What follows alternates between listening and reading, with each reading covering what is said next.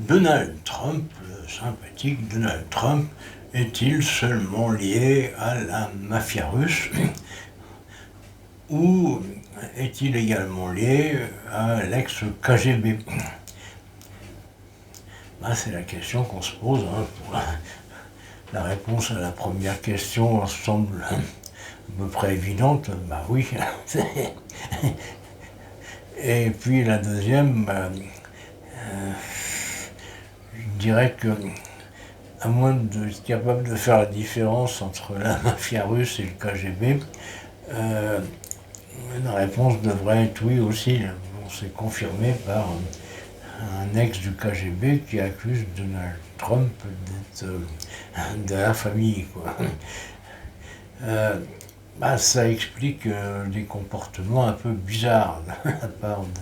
Enfin, pas tous les comportements bizarres, parce que Trump est bizarre tous les jours. Il fait des choses étranges au quotidien. Même bon, avec ce problème ukrainien, on a quand même l'impression que il tire les pompes de Poutine. J'aime pas trop Poutine. J'aime pas trop Trump non plus. Je pense que oui, il faut négocier, mais est-ce qu'on est obligé de faire ça en bougiant totalement l'Ukraine? Normalement, dans une négociation, quand on a un allié, on essaie de défendre son allié. Moi, j'étais pas pour aider l'Ukraine.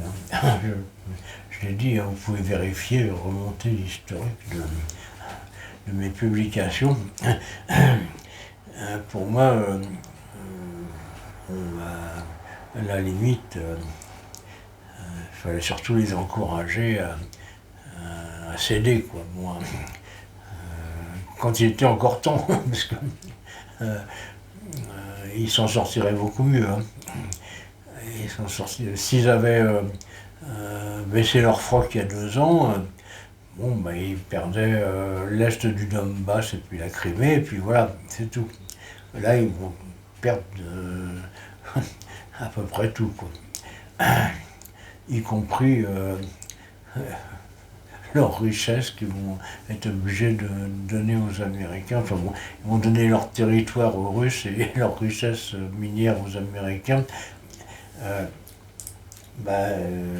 Ouais, mais si c'est un ancien du KGB qui dirige la Maison Blanche, on comprend que quand on a un allié comme ça, on est mal parti.